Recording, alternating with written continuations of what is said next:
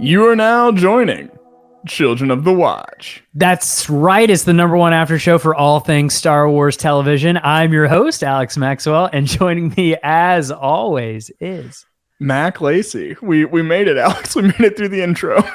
We made it through the intro for this recording session. But yeah, Alex, this is the week of the premiere of Obi-Wan Kenobi. It's coming out on Friday. We're getting the first 2 episodes. This is our final preparations episode. We're going to be hearing from you guys. We're going to be, heavily focusing on our Hello There Hotline. And we'll give you all the details about that later. But yeah, I'm pumped. I'm so excited. This is the first time for Obi-Wan that we're going to be hearing from the people.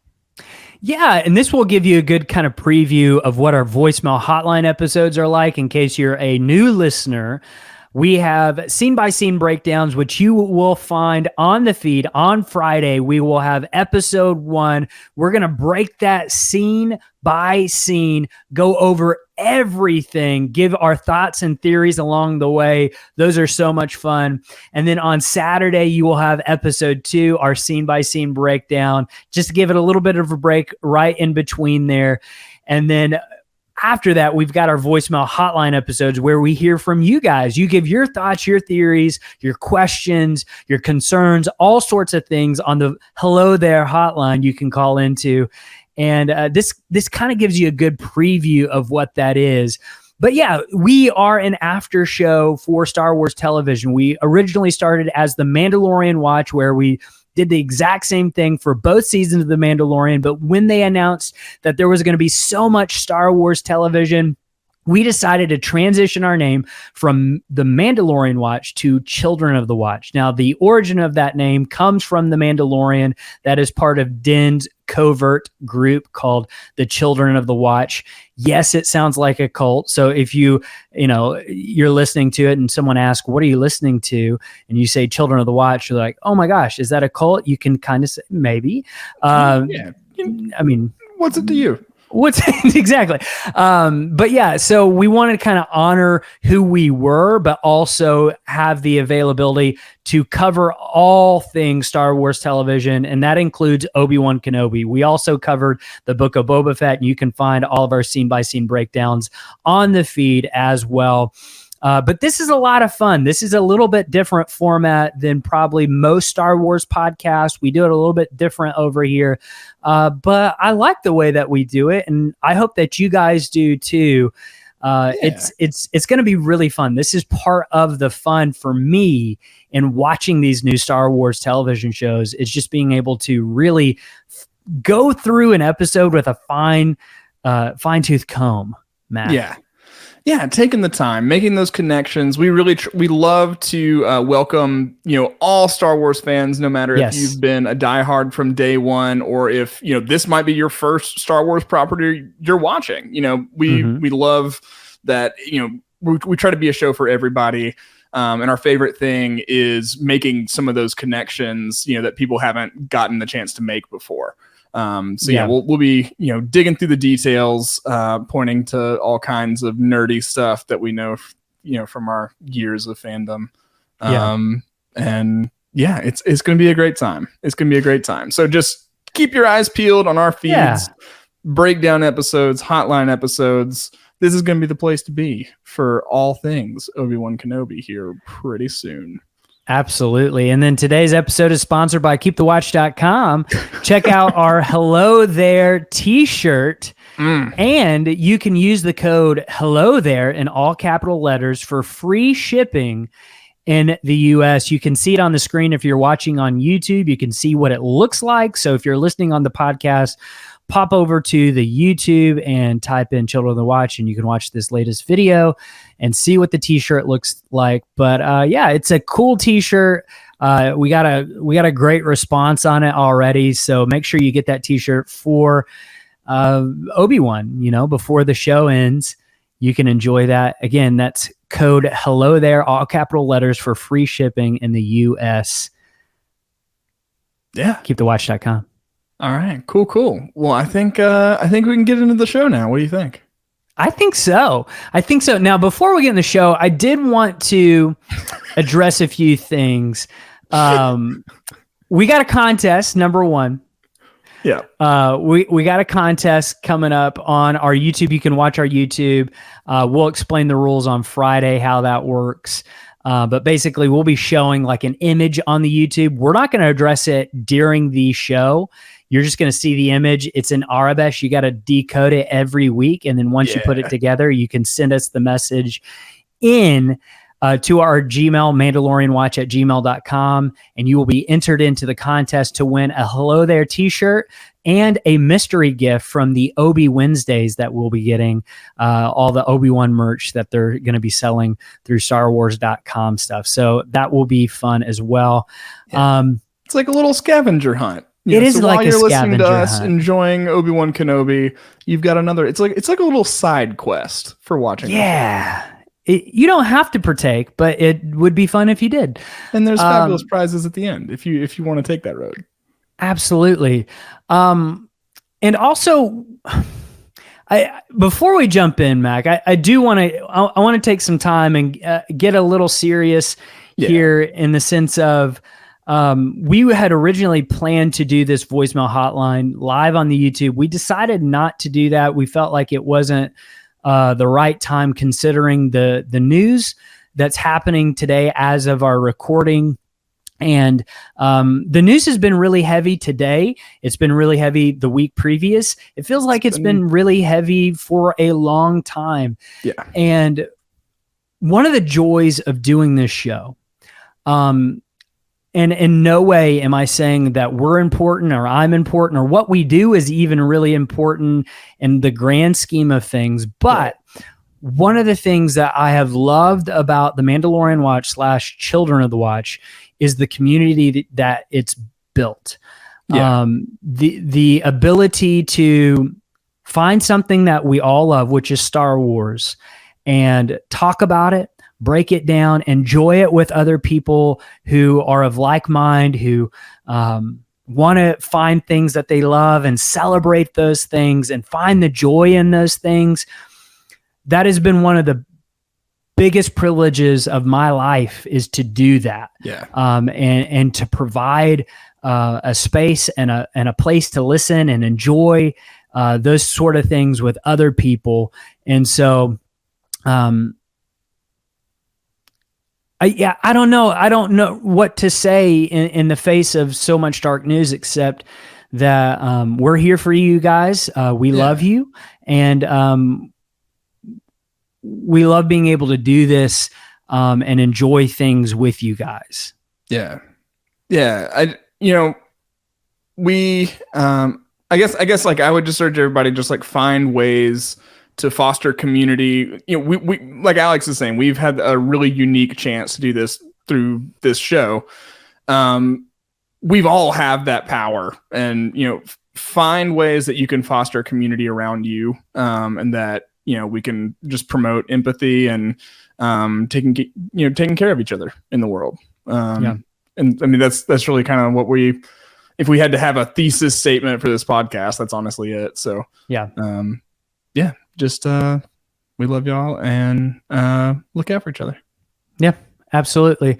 All right, so without further ado, let's this is going to be fun. This is going to be a lot of fun because we're listening to your voicemails. We want to hear what you guys think about Obi-Wan Kenobi, your thoughts, your theories. So let's do the first voicemail, and then we'll break it down. Hello there, Alex and Max, guys who host my favorite Star Wars podcast and most user-friendly, I would say. Hey, I have a theory about Kenobi. I know there's been a lot of talk about a Jedi coming who's in trouble, and it kind of gets, Obi-Wan has to help them, and that's what kind of brings the Inquisitors to Tatooine. I'm thinking more, I have heard some other theories that perhaps the Empire is just having a bit of a violent presence on Tatooine, and, there's some skirmishes or some violence, and maybe Obi-Wan has to do something to protect Luke, or maybe his moral compass just gets the best of him, and he is forced to get forcey, and then he goes off-world because he knows, the eyes of the Inquisitors have gotten on him. He's got to get out of town before they come and perhaps find Luke. And something else I would like to see, maybe it's not the right time because I know this is before the rebellion and after the fall, but we haven't had a good star fight in Star Wars in a while. Nothing really in live TV. I'm loving the TV shows, but I do think that we kind of could use a little reminder sometime soon of a big piece of Star Wars that we haven't seen in a while, and that's a big, just galactic star fight. And guys, thanks a lot for the show. Take it easy. All right. Yeah. Okay. So we're talking kind of, well, first of all, thank you so much for calling in. Yes, thank you. Yeah. Thank you for saying we were user friendly. It makes me feel like Apple or something. We're the iPhone of Star Wars podcasts. Speaking of which, you can give us a 5-star review on Apple Podcasts. Always be selling, folks. Always be selling. Or closing. That's right. I'm not in sales. Yeah, okay. So the actual content of the voicemail. So we're kind of talking what's setting up the conflict between Obi-Wan and the Inquisitors. Yeah, I think you and I have both kind of posited that we think maybe it's going to be an outside presence that comes to Tatooine. Yeah. Whether it be a Jedi survivor or something like that, kind of unrelated to Obi-Wan, that then Obi-Wan maybe has to get involved with, or right.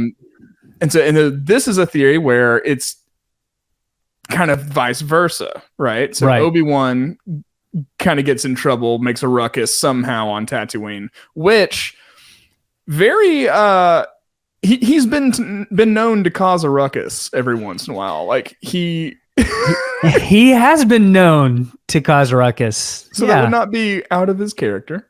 No. And so then the Inquisitors come looking specifically for him. No, that doesn't necessarily have to be him by name, but just a Jedi on Tatooine. That's it gets a little, there's a unique challenge in that with the show, because Obi-Wan is unknown to the Empire. We assume kind of by they think he's dead, Hope. I think. Right? Like, or maybe not, because him and Vader are going to have a conflict in this show. So for sure, by the end of the show, they would think that Obi-Wan is out of the game, right? But leading in, like during the show, there is a wanted missing poster in the latest trailer of Obi-Wan. So maybe they don't really know his whereabouts, and they find out about something that happened on Tatooine. They hear about something, maybe some sort of force manifest thing happens, and they come looking, and they don't necessarily know that they're looking for Obi-Wan, but Obi-Wan knows that they're looking for them, and then he has to leave to draw them away from Luke.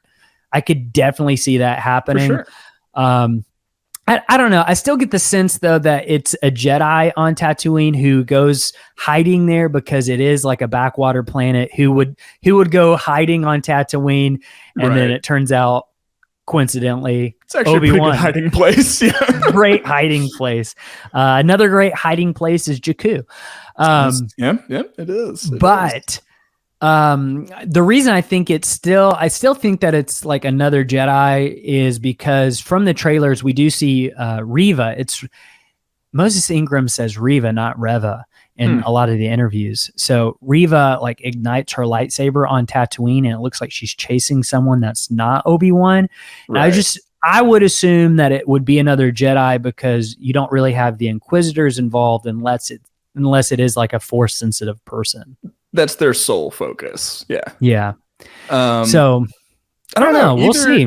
I think it could go potentially either way.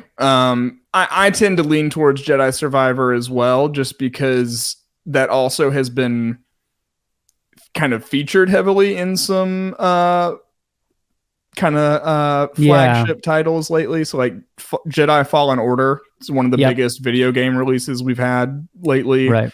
Focuses on that. We revisited Order 66 in the 7th season of Clone Wars, so that's still kind of fresh on the mind. Yeah, so that's kind of in the Star Wars zeitgeist right now. So I tend, and we've kind of been watching them build upon things they've done elsewhere, in the Disney Plus shows. So even in the Book of Boba Fett, we saw Order 66 again, with Grogu. That's true, with Grogu, yeah. So I mean, that's very in the air right now. What do you think about maybe having a space battle again with Star Wars television? I would love it. I just wouldn't. This is maybe not the most likely show to have one. Andor, though. I think we are assured a hating flying joke of some kind, right? Yeah. Don't you think? Like Obi-Wan will be on a ship at some point, and he'll say, "I hate flying," or something like that. Something along those lines. But like a space battle, I don't know about that, because I'm thinking more budget wise. That's probably hard to do with a TV show budget. Yeah, I think. But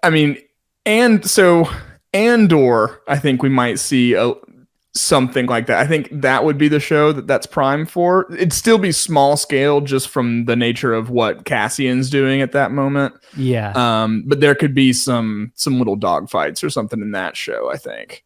Yeah. I think so. But then also, like, further down the line, this is just my hopes and dreams. Ever since they announced the Rogue Squadron movie, I've always thought that would make for a much better television show. Yeah. Like, that would be a legit television show I know I want more Star Wars movies, but I think the Rogue Squadron idea works better with a television show. That would be really, really cool. And maybe we'll get there one day, but man, that would be a big budget. That would be a huge budget, because there's a lot going on there. So if these shows keep printing money the way they've been doing it, though, maybe it won't matter. The Mandalorian's the reason Disney has a streaming service. I think it's at least a big part of it. That's the reason we have a podcast. Yeah, it's very true. So we owe everything to the Mandalorian. Great call, though. Thank you so much for your call. Make sure you call again. That's how you do it. That's how you do a voicemail. Let's do the next one. Hey, guys. It's Hannah from Texas. Love the show and can't wait for Obi-Wan this Friday. So here we go. Do you guys think there's a chance Luke is manifesting Force powers? There was an extended clip that suggested that might be happening. If that's the case, is Luke aware of it, or is it only Owen and Beru noticing these things? Again, love the show. Thanks. Ooh, great call, Hannah from Texas. Straight to the point. Love it. In and out. That's how you do it right there. Okay, so there was an extended clip that came out a few days ago, and then they officially released it today.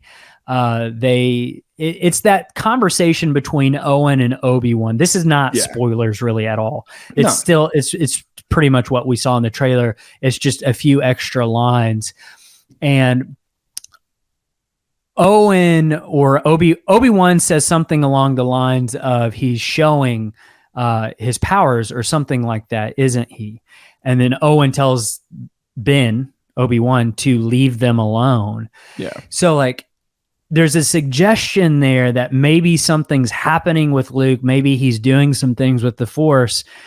And she's asking, is he even aware of that? Or is it just Owen and Beru who are noticing like weird things happening around Luke? Yeah. That is a great question. And I mean, what do you think? To me, Anakin was exhibiting some of those things. Like Qui-Gon immediately was like, oh, he has unnatural abilities, right? Like pod racing, he's the only human that can do it, right? Yes, because he has Force powers. Like, so like Anakin is these powers are manifesting in different ways. I don't think he's necessarily using like telekinesis or anything like that with the Force yet. But he's not aware of it. Anakin had no idea, right? Right. So if that's any kind of indicator, I think the same thing could maybe be true for Luke. I love the conflict that's setting up though between Obi-Wan and Owen, because like they both want to do opposite things for the same reason. Yes. Obi-Wan wants to train Luke for his protection. Right. And then Owen doesn't want Luke to be trained for his protection, you know? Yeah, So that's the perfect setup right there. And it's one of those scenarios too where I can see people maybe getting upset if Luke is doing things with the Force at such a young age, because it seems like from A New Hope, he has no idea what it is. He has no idea what a lightsaber is, those type of things. Right. Here's kind of my response to that. It's twofold. Number one, I think it could still, like, everything in A New Hope still works, even if like some things change perspective wise. Like I think Luke knows there's something weird going on, because he at least knows old Ben Kenobi is a strange old wizard in the desert, right? Like, a wizard does weird things, right? They can do things. Wizards do things. But also, like, maybe Luke knows a little bit more than what we thought he knew as a child, or like growing up, and maybe he's heard things before, or things about Jedi before. I don't know.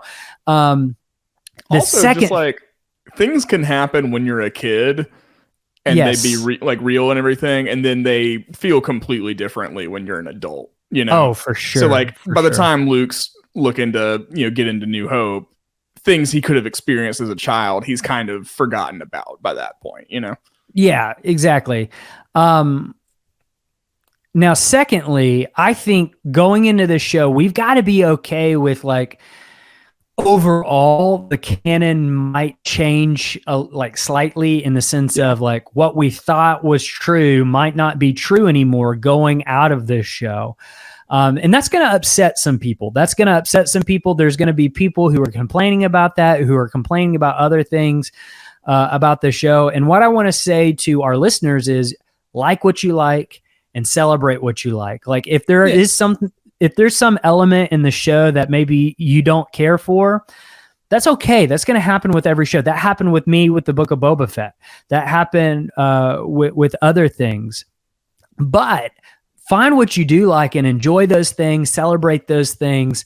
And then don't let those people who will try to tell, because this is going to happen, who try to tell you this is awful, don't enjoy this. Those type of people, those are a very vocal minority. Yeah. Don't let them bother. And I'm speaking to myself as much as anything, because I want everyone to enjoy the show and have a good time.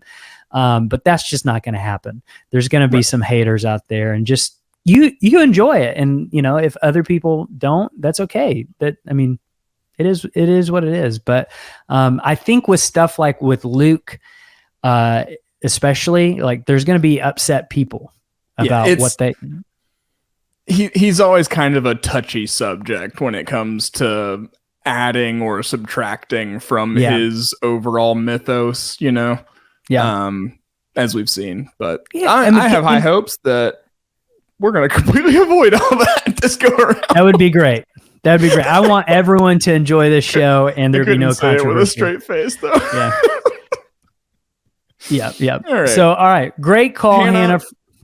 That was awesome. Thanks. All right. That's how you do it. Let's do the next one. Hello, my friends. It's Hondo Onaka. I'm just kidding. It's Mandalorian Mark coming from you from good old Massachusetts. I just wanted to call and just say happy it's Children of the Watch season. Happy that we're finally back. So excited to hear from you guys. So Kenobi, predictions, all that good stuff. I'm going in completely free-minded. I just want a good show with, new faces, new storylines with a bit of nostalgia. I'm just going in completely free. If I saw Hondo Onaka, I think that'd be pretty cool. He was familiar face with Kenobi, that had a little bit of a history. And, Kenobi's trying to get to places secretly. Who better than Hondo Onaka? For the right price, of course. I'm excited, I think, for the most part about the whole show in general, but for Reva in particular. I have a feeling that Moses Ingram is going to absolutely kill it. We all know Hayden's going to. We all know Ewan's going to. And, the rest of the staff is, great, front and behind the camera. But I think I'm most excited for her performance and her character. If it's action-packed, cool. If it's not, that's just as fine. I have a feeling it's going to be towards nostalgia, and I'm all right with that, so I'm excited. But like I said, I'm going to go in completely, free. That being said, we have so much to look forward to when it comes to Star Wars. Acolyte, Ahsoka, Book of Boba Fett continuation, maybe Bad Batch. I can't wait for season 2.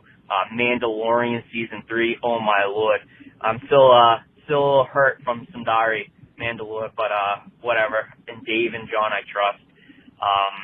I'm just so excited for the state of Star Wars. I'm so excited for you guys. You guys have been killing it. I can't wait to listen to more of you and other people's voicemails. Everyone on the show does such a great job. You have some great fans. So I'm excited. Children on the Watch season coming up. So I hope you guys are doing well and staying safe. So until the next time, may the Force be with you. And for Mandalore, keep the watch. Mark.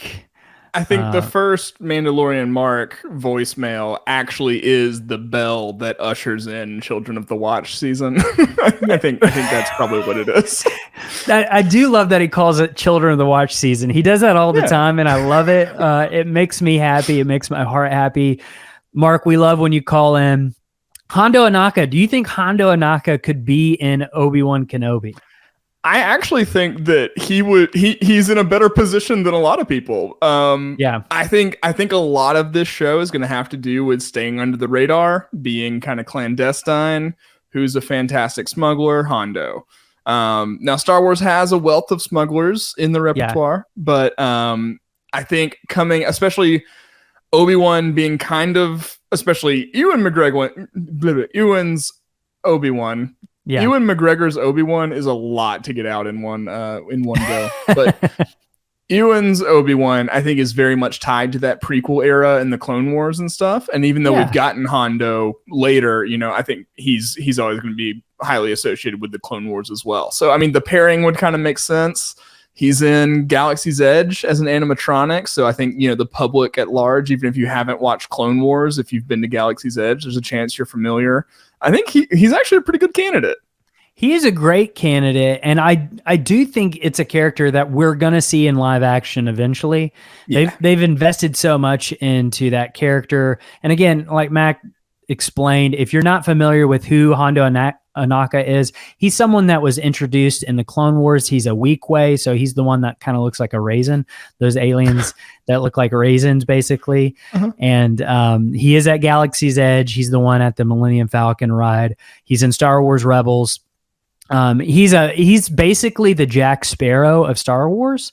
That's how I would describe him. Like, he's sometimes a villain, most times a hero. Like, he's got a soft heart. Yeah. He's very funny, a very funny type character. I think he would be more likely though to show up in the Mandalorian era. Yeah. That's kind of when I'm expecting him. Fun fact: the guy who voices him is the same voice actor for Winnie the Pooh. Which I think one of the Winnie the Pooh voice actors also did Optimus Prime. Oh, really? But I can't remember. Amazing. There's some crossover there. I always get that mixed up. But anyway. So, okay, Mark also what I'm pointed saying out... is Hondo is Optimus Prime. Autobots. We don't even know what that means. Mark also pointed out that Reva, however her name's going to be pronounced in the show, is going to be awesome. I 100% agree. I think she's going to be a great villain. I think what's really smart about introducing her character is that you got to have someone there that Obi-Wan can go up against a lot. And because you can't have Vader every time, right? No. Like, he can't be fighting Vader every episode, but he can be being pursued by Reva throughout the season. And maybe she's got her own agenda. Maybe she wants to do something. Maybe she wants to replace Darth Vader or something like that. It'd just be interesting to kind of see that interplay with how does she work with Darth Vader, but then also kind of act as a foil or antagonist to Obi-Wan. I get the sense that she's going to really fill that Asajj Ventress role, who was a character in the Clone Wars, who kind of had this interplay with Obi-Wan a lot. She was basically the apprentice to Count Dooku during the Clone Wars, and she kind of acted in that same role. They couldn't always fight General Grievous or Count Dooku. So Asajj Ventress was there. And I think she kind of fills that same archetype in this show. And I think she's going to be really cool. Yeah, for sure. I'm excited to see the ambitious kind of workings she's got going. I'm also getting kind of the same feeling as like Krennic, that kind of political operator within the Empire. I'm excited to see what that's like with this kind of like Krennic was ordering around stormtroopers and having to, navigate very normal military stuff. I feel like let's see that when the stakes are as high as Vader and Obi-Wan, Yes, definitely exciting. I can't wait. Mark, thank you so much for your phone call. Yeah, of course you're going to keep calling in. We love you. You've been with us since season 1 of The Mandalorian. Thanks again. Let's do the next voicemail. Hello there, Alex and Mac. This is Jeff Joden from the Discord. We are about a week and 6 hours away from the Kenobi premiere at 2 a.m. on Disney. I just had a irresponsible speculation that I wanted to send out there. I think it's responsible to speculate that Qui-Gon Jinn will appear in the series. My irresponsible speculation is that Qui-Gon's Force Ghost will actually save Kenobi in the duel with Darth Vader, that somehow he will distract Vader or something along those lines to allow Kenobi to escape, or show that Kenobi dies so that Vader thinks he's dead, something like that. So that is my irresponsible speculation. And now my incredibly irresponsible speculation is that we won't see Force Ghost Qui-Gon, but that we will see Force Ghost Mace Windu. Mace Fisto confirmed. Anyway, looking forward to the podcast and keep the watch. He really just said Mace Fisto confirmed, which is a Marvel crossover there. I'm going to go probably not Mace Windu will show up in this show. Unless it's a flashback. He might show up in a flashback. Yeah. Now, I will say I am 100% convinced they're going to find a way to get Samuel L. Jackson back, and I think he's going to be in the Mandalorian verse as a clone of himself. Okay. All right. Because his hand was cut off. Oh, that's true. That's true. There is a lot of wild speculation going on right now. But to the Qui-Gon thing. Yes. What do you think? Do you think he's going to be in the show? Do you think that he will show up? And I kind of like his scenario that he presented there with Qui-Gon does something to make it seem like Obi-Wan dies or helps him get away or something. Yeah, I am very much of the mind that Qui-Gon is for sure in Obi-Wan. Like that's I could be surprised, but I am very much. Where else are they going to tell that story other than here? You know? Like this is the opportunity. It just makes sense. Yeah. So I think they're going to get Qui-Gon back. I'm surprised people haven't been just like keeping tabs on Liam Neeson for the last 2 years. Just like somebody always looking in his window. Well, he's a man with a very particular set of skills. It's very hard to keep track of him. Yeah, I guess that's true. Also, please don't do that to Liam Neeson. But just legally, thought I should add that. Thank you for protecting the show. Yeah. Just have our legal interests in mind. I think he's gonna for sure be in it. So with him in the Vader fight, I've got a couple thoughts. Okay. My first thought, I'll go positive on it. Something that it would add.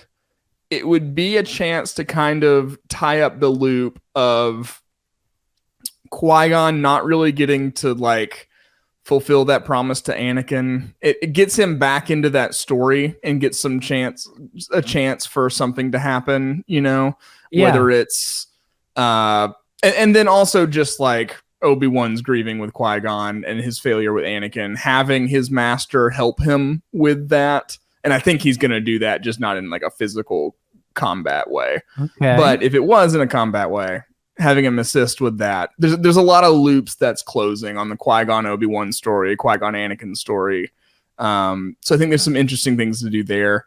I do think that confrontation is this confrontation between two people who used to be brothers, and it's them getting through their differences there.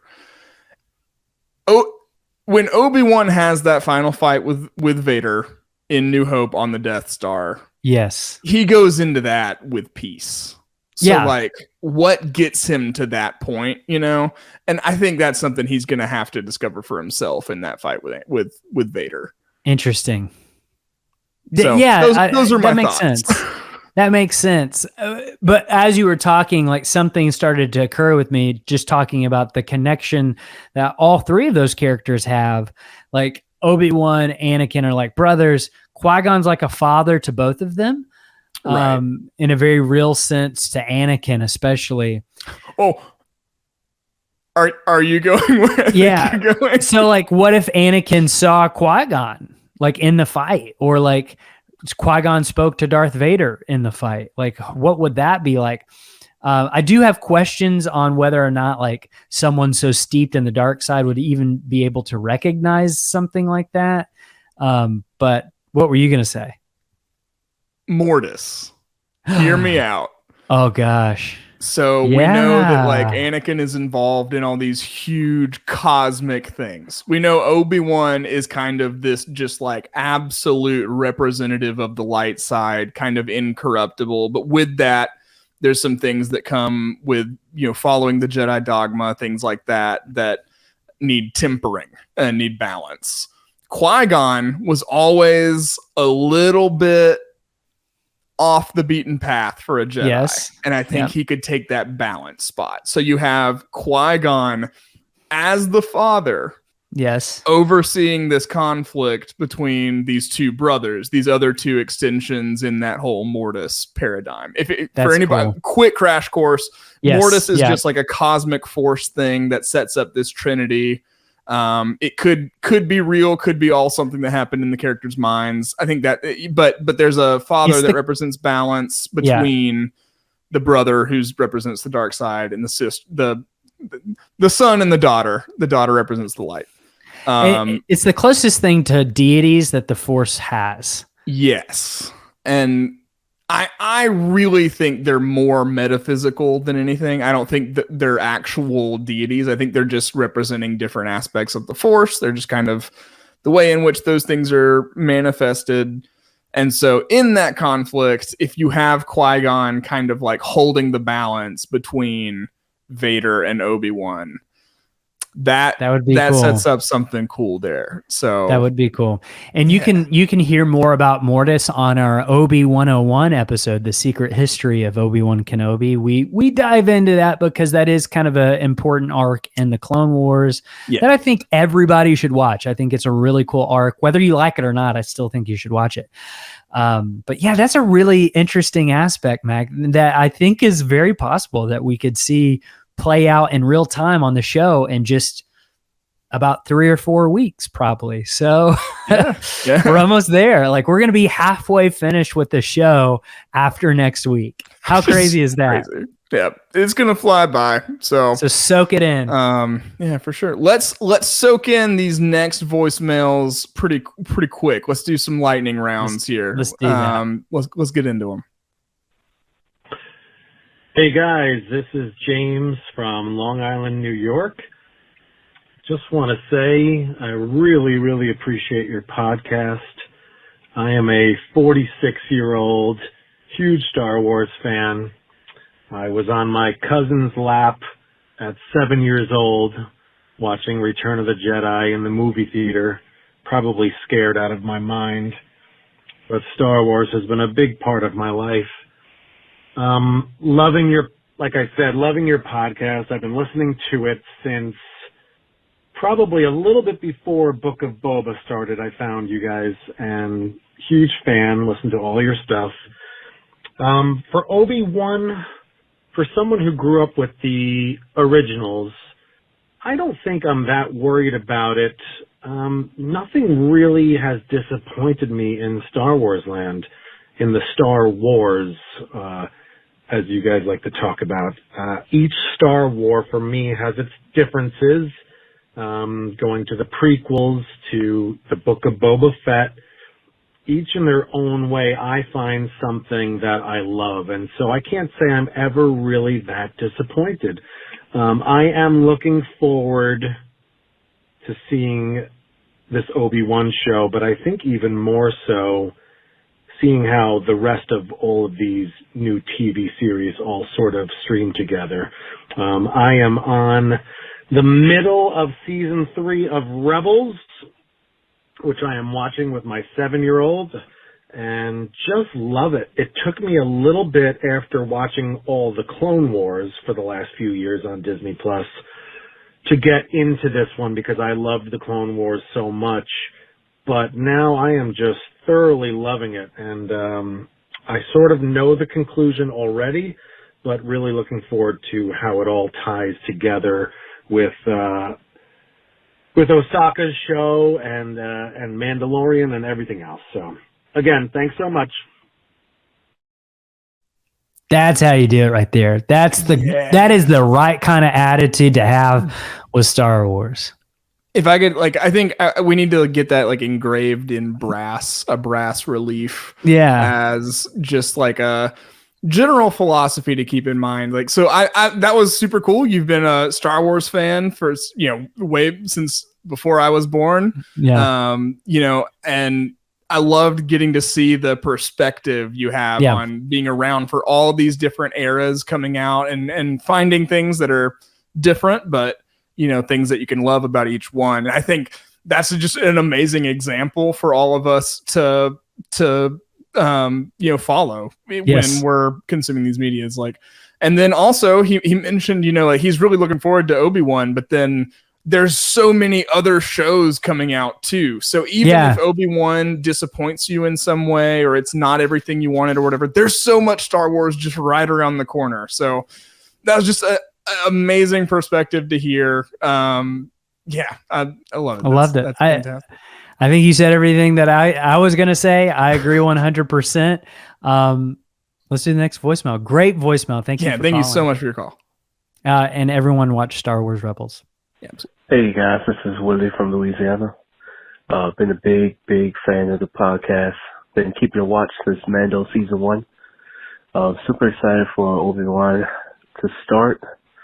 Been waiting for that since Disney Plus started. Couple of things that I am very excited to see is a possible Qui-Gon Jinn Force Ghost, him and Obi-Wan training, talking together. I think that is a big need for this season. I know a lot of us Star Wars fans are super spoiled, but at the same time, I've been waiting for that since since I was 16 years old. So, I feel like they have to show us what happened. It's a big hole that they can fill with this show. But in general, I'm excited. Even if I don't get that, I'm still super excited about the show. Can't wait to see Darth Vader in action again. Can't wait to see the new Inquisitors in action again. I'm kind of hoping that they tie the show into the Fallen Order video game series with some of those characters popping up on the show as well. I know it's kind of far fetched, but it's an awesome video game, and I would like to see some of those characters in action. So hope I wasn't too late to put my little thoughts in. I always seem to be late on these. So Patreon is awesome. I'm definitely getting a Hello There t-shirt. But thanks guys. Keep the watch. Willie, thanks so much for your call. Yeah. I agree. And we just talked about this. It does feel like a missed opportunity if they don't address the Qui-Gon question at all. Yeah. I expect at the very least, if Qui-Gon, if Liam Neeson's not in the show, he's at least going to be talked about. Like, this is the opportunity to do that, to follow up on that thread from Revenge of the Sith, which we just did a commentary on the Patreon for, where Yoda says, "Training I have for you in exile." That's talking about Qui-Gon. Qui-Gon has figured out how to extend his life beyond death. That's a huge thing, and I feel like it's a massive thing. This is the opportunity to do that here in the show. So I still expect it, but I love his perspective too, of like, even if we don't get it, probably going to enjoy the show anyway. You know, Darth Vader's going to be in it. Hayden Christensen's back as Darth Vader. We're going to see getting them two action. on screen at the same time again is going to be, you know, the whole show is going to be worth it. So incredible. It's going to be incredible. It's just going to be a celebration of Star Wars, and I can't wait to experience that with everybody. It's going to be a good time. Absolutely. And just soak it in, enjoy it. I know for me, I'm going to try to avoid nitpicking things or like, even like in the moment, like connecting it to all 9 Star Wars films. I want to kind of consume it for what it is and then do the work of how does it connect to everything after. Does that make sense? Of course. I'm just so excited, and I can't wait to do the breakdown on Friday. It's going to be so much fun getting up early to watch Star Wars again. I mean, come on. That's so good. Yep. And that is just right around the corner. So everybody just stay tuned. Plenty more Children of the Watch coming your way very, very soon. Keep your eyes peeled on all the things. We're gonna go out on a new little outro thing today. Carpool Kids, my band, is gonna be releasing some new music. Our outro is usually Carpool Kids, so we'll leave you with a new little taste of what's to come. But I'm pumped for Obi-Wan Kenobi. Friday cannot come soon enough. I will say, if you are a listener to this show, please share this with your friends and families. That is the best way to grow a podcast audience, is by word of mouth. And so we could use your help just growing the podcast family. We want as many people to join in on the fun as possible. And we're not going to talk over them. We'll explain it for you. Maybe you get annoyed at explaining everything to your mom and dad, or your brother or sister, or what have you, your best friends at work.